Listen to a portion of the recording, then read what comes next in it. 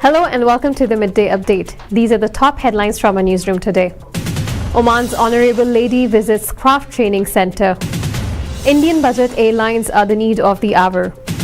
Number of COVID cases in ICUs in Oman declines to 60. Saudi delegation in the Sultanate to explore investment and economic opportunities. Bank approves 3,000 development loans amid pandemic. Global COVID-19 toll surpasses 4.5 million. US daily average for new cases increases. Afghan children at greater risk than ever, top UNICEF official warns. Oman strong enough to qualify for 2022 FIFA World Cup. From Tokyo Paralympics, India bags gold and silver. These were the top headlines from our news studio today. Let's see how the weather condition looks like in the Sultanate in our weather update. This is Maythal Shukeli with today's weather update, and right now I'm reporting from inside the TFM studio in Al Khoir. Before we move on to our weather update, here is our fact for today. Around 15% of the carbon released in the environment is due to deforestation and change in the use of land. That is our fact for today, and now let's move on and take a look at how the weather will be like in the Sultanate. According to Oman Meteorology and Civil Aviation Authorities, there will be partly cloudy to cloudy skies along the coastal areas of the Far and adjoining mountains with light rain. There will be mainly clear skies in the rest of the Sultanate with chances of isolated rain over Al Hajar Mountains in the afternoon. There's also chances of late night to early morning low-level clouds or fog patches over the parts of Oman Sea and the Arabian Sea coasts. And now let's take a look at how the weather will be like in all the governorates. Muscat will be partly cloudy, temperatures between 30 to 29 degrees Celsius. Musandam will be sunny, temperatures between 38 to 31 degrees Celsius. North Al Batana will be partly cloudy, temperatures between 34 to 27 degrees Celsius. South Al Batana will be sunny, temperatures between 36 to 23 degrees Celsius. Al Buraymi will be partly cloudy, temperatures between 42 to 26 degrees Celsius. Al Dahira will be sunny, temperatures between 41 to 25 degrees Celsius. Al Dakhiliya will be partly cloudy, temperatures between 37 to 23 degrees Celsius. North Al Sharqiya will be sunny, temperatures between 38 to 23 degrees Celsius. South Al Sharqiya will be partly cloudy, temperatures between 33 to 27 degrees Celsius. Al Wusta will be sunny, temperatures between 38 to 25 degrees Celsius. And the Far will experience thunder showers, temperatures between 28 to 24 degrees Celsius.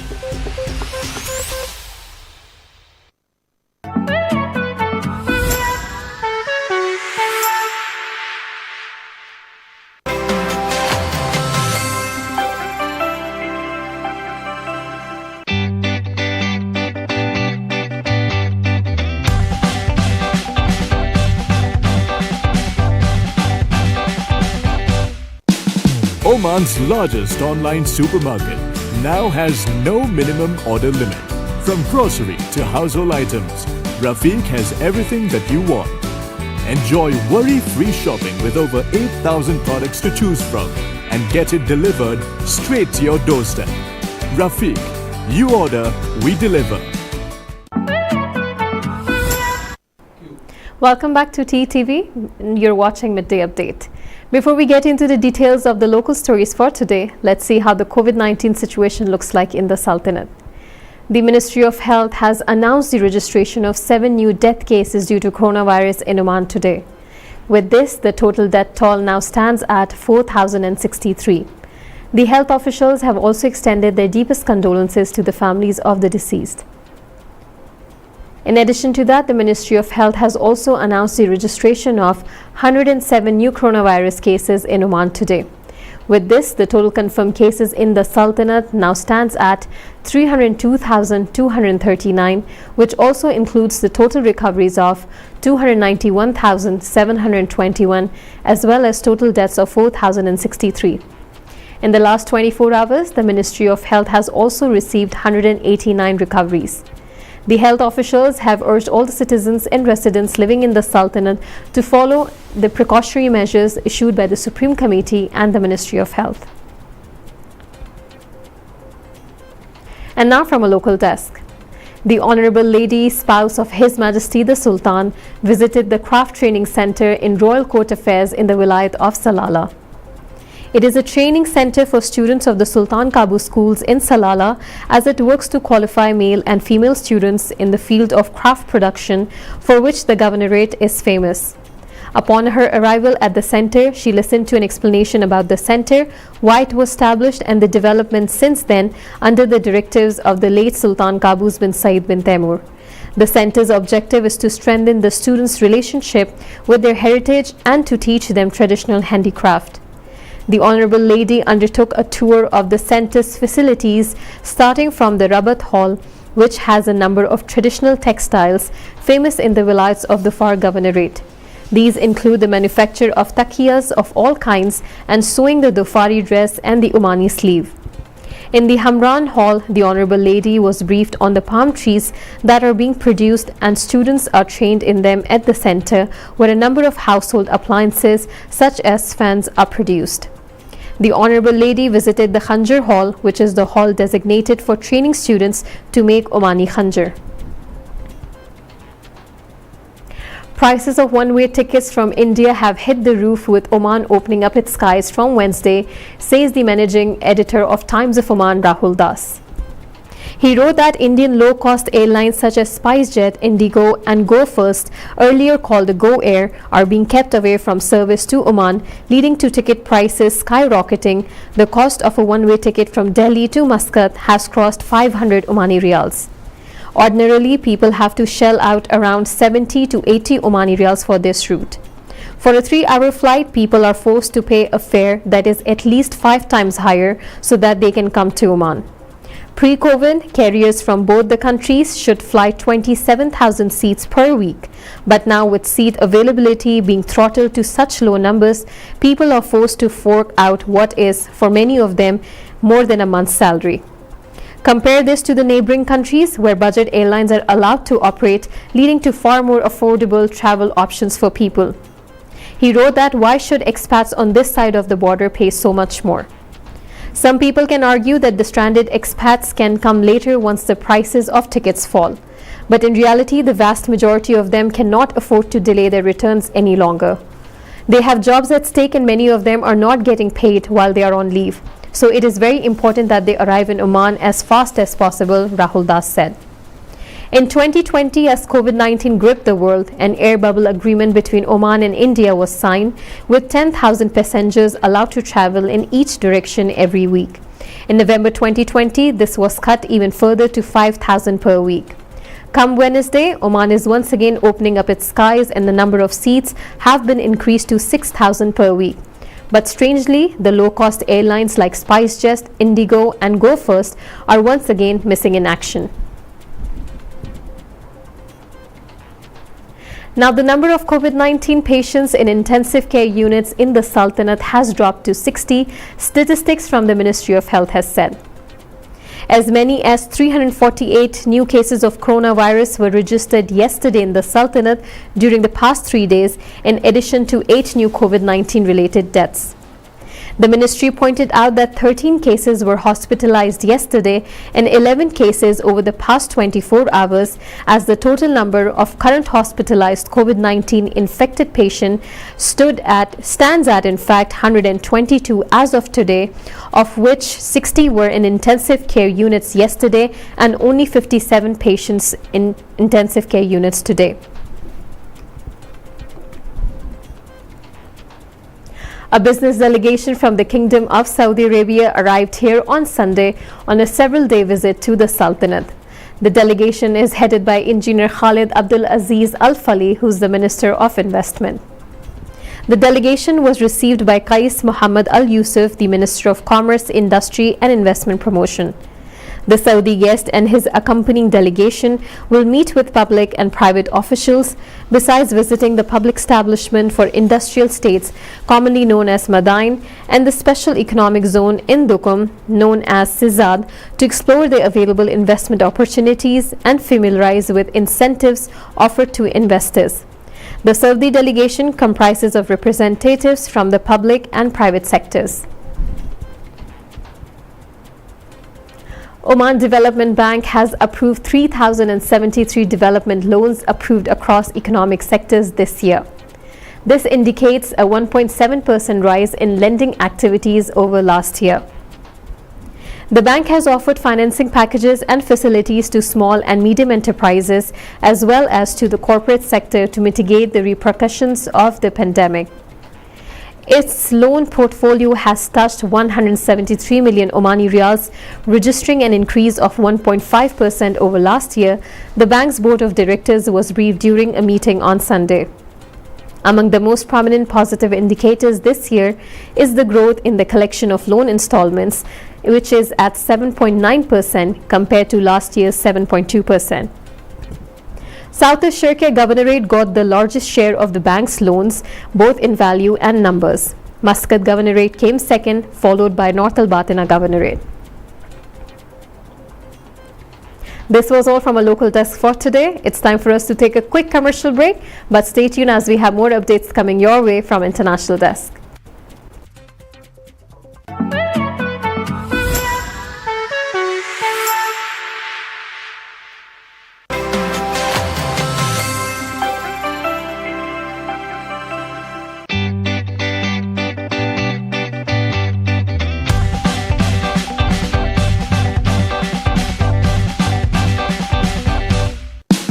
Oman's largest online supermarket now has no minimum order limit. From grocery to household items, Rafiq has everything that you want. Enjoy worry-free shopping with over 8,000 products to choose from and get it delivered straight to your doorstep. Rafiq, you order, we deliver.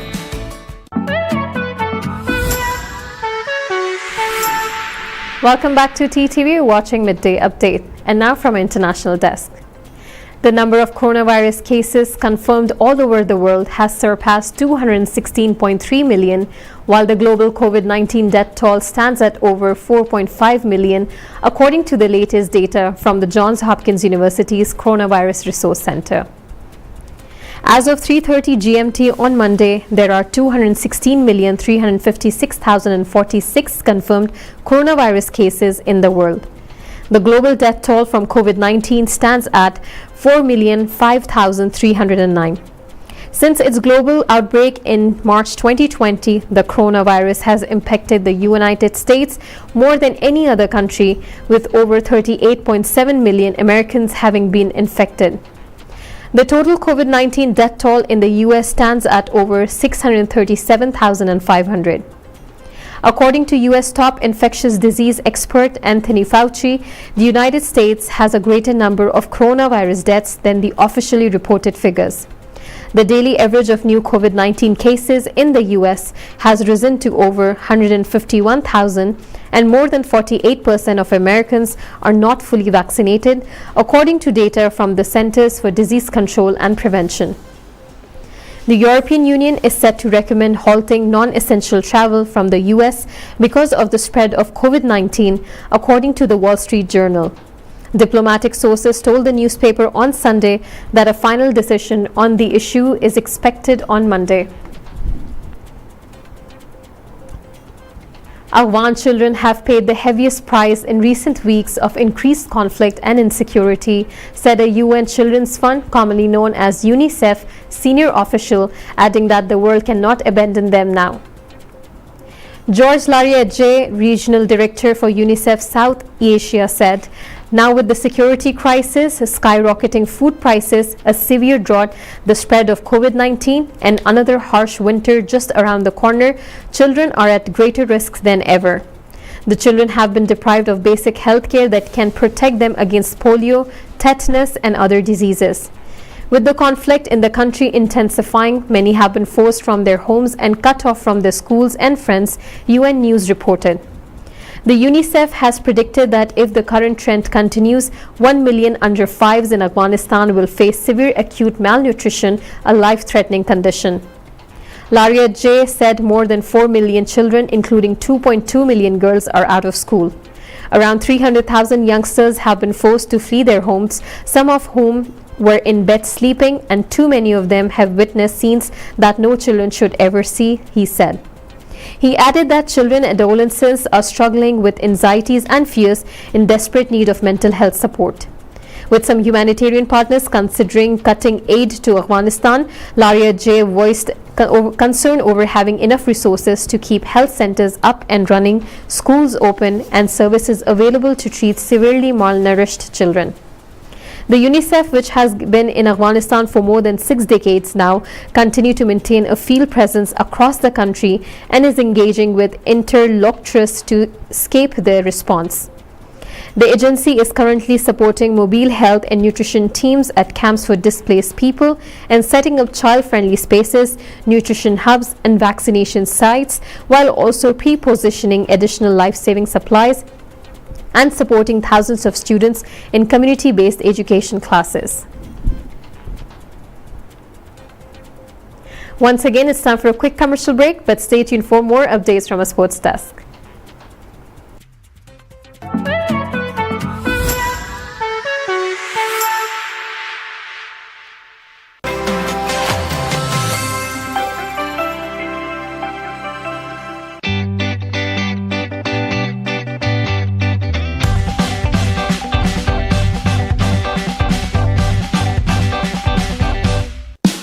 Oman's largest online supermarket now has no minimum order limit.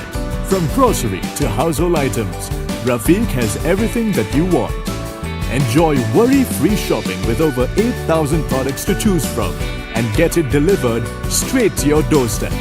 Rafiq, you order, we deliver. Welcome back to TTV. You're watching Midday Update. Now from a sports desk. Oman's national football team is capable of qualifying for next year's FIFA World Cup, says a new member of the board of directors of the Oman Football Association.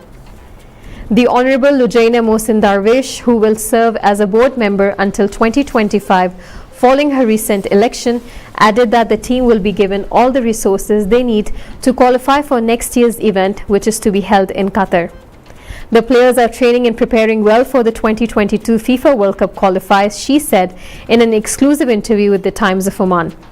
Adding that, we have a strong team and I'm confident that they will qualify, God willing, and bring glory to Oman. Oman's football team has proved its quality by winning the Gulf Cup in the past. The team has also given a good account of itself in various other tournaments, so I do not think that Oman's football team is less competitive compared to other national teams in the region, she said. While qualifying for the World Cup to be held in the Arab world will definitely be an honor for the country, supporting the team right now is very important. The President of India, Ramnath Kovind, on Monday congratulated shooter Avani Likhara for bagging a gold medal in Tokyo Paralympics and said the country is elated by her stellar performance. Another daughter of India makes us proud. Congratulations to Avani Likhara for creating history and becoming the first Indian woman to win a gold at the Paralympics. India is elated by your stellar performance. Our tricolor flies high at the podium due to your phenomenal feat, tweeted Rashtrapati Bhavan. Prime Minister Narendra Modi also congratulated shooter Avani for clinching a gold medal in Tokyo Paralympics and said that it was possible due to her industrious nature and passion for shooting. Moreover, the Indian Prime Minister Narendra Modi congratulated Indian discus thrower Yogesh Katunia on winning a silver medal at the Tokyo Paralympics 2020 on Monday. Prime Minister Modi tweeted, "Outstanding performance by Yogesh. Delighted he brings home the silver medal. His exemplary success will motivate budding athletes. Congrats to him. Wishing him the very best for his future Paralympics." With this news, we have come to the end of the episode for today, but stay tuned as we'll be coming back again at 5 p.m. with Fighting COVID Your Way. So stay tuned and keep watching TTV. You've just heard the live feed from the TTV studios on TFM 95.4. Let's talk.